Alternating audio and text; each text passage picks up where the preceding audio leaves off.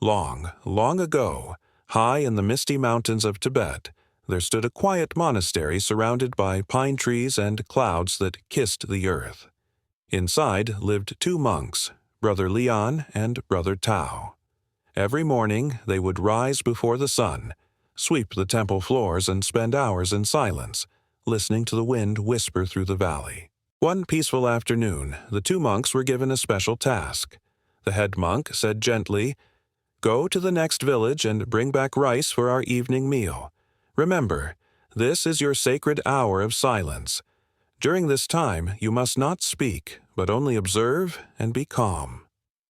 Brother Lian and Brother Tao bowed and began their journey down the forest path. The trail was long and winding. The air smelled of pine needles and fresh rain. Birds sang softly, and the monks walked side by side, saying nothing, as was their sacred rule.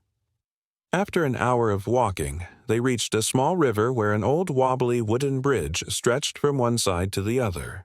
At the edge of the bridge stood an old woman. She looked tired and was carrying two heavy baskets full of crops, corn, beans, and potatoes. Her back was bent, and her hands were trembling. "Oh dear," she sighed softly. "How will I ever cross this bridge? My legs are weak, and the boards look slippery." Brother Lian saw her and felt a tug in his heart. He wanted to help.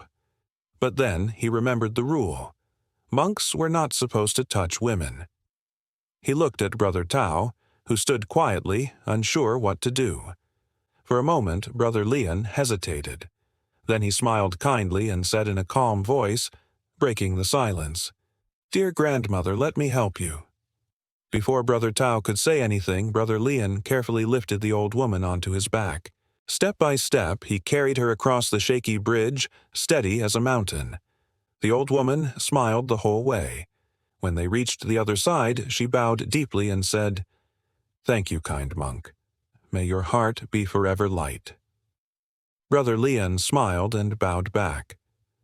"Go safely," he said softly.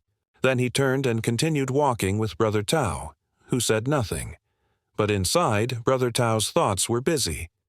He broke the silence rule, thought Tao, and he touched a woman. The elders will be so disappointed. I must tell them what he did. They walked and walked in silence again, their sandals crunching on the path until the sun began to set behind the mountains. When the sacred hour finally ended, Brother Tao could not hold his words any longer. He turned to Brother Lian and said sharply, "Brother, you broke the rule. We are not supposed to touch women. You carried that old lady. I will tell the head monk about this." Brother Lian stopped walking. He looked at Brother Tao with calm, kind eyes and said, "Brother Tao, I carried the old woman across the bridge only for a short while. But it seems I am still carrying her in your mind." Brother Tao blinked. "What do you mean?" Brother Lian smiled gently. "Sometimes, when we help others, we let go when the work is done. But when we hold on to anger or judgment, it becomes a heavy load we carry inside." Brother Tao thought about this all the way home. He realized his friend was right. Brother Lian had carried the woman for only a few minutes, but Brother Tao had carried the thought of it for hours. That night, under the quiet stars, Brother Tao apologized. "You were only being kind," he said softly. "I should not have judged you." Brother Lian nodded with a peaceful smile. "Kindness is never wrong, brother.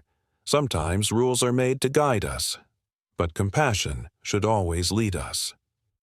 The two monks bowed to each other, their hearts lighter than before, and from that day on, Brother Tao learned an important lesson. When your heart is full of kindness, there is no need to carry judgment. And so Brother Lian and Brother Tao learned that kindness is never a mistake, and a gentle heart is lighter than any rule.